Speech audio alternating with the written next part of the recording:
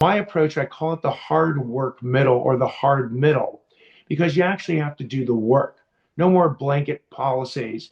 Look at each case individually, the individual defendant and their background, the crime committed and the impact on the victim, to determine who the true threats are to our public safety and need to be behind bars. And those are often the repeat offenders.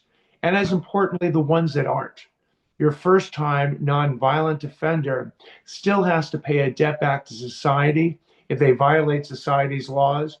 But that's where non-prison alternatives come into play, whether it's community service, restitution, pay it back if you stole something, or a diversion program if you have, for instance, a serious drug addiction that gives you the choice. You can go to prison, or you can do an 18-month, one day at a time rehab program that, if you successfully get through, will give you a certificate and wipe that crime off your record.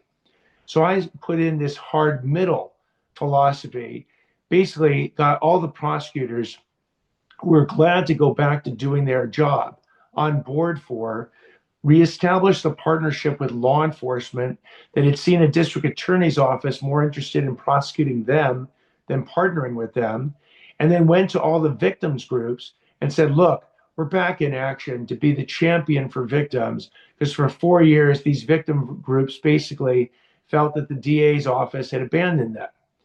So I can't say that we've, that there's no crime left in Los Angeles County, but I can say that we're moving now in the right directions. We believe the statistics will show that, and more, as importantly, the sense that you can come now into LA County.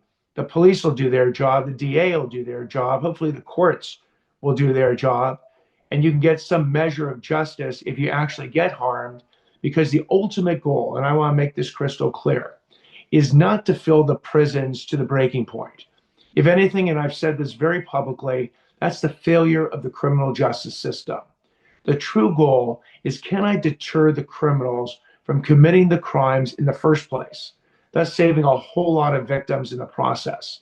So we're hoping by consistently, fairly, and impartially enforcing these laws and making sure that the criminals understand there are real consequences on the other side of the line, that they actually stop doing their criminal activity, or they take it to some other county.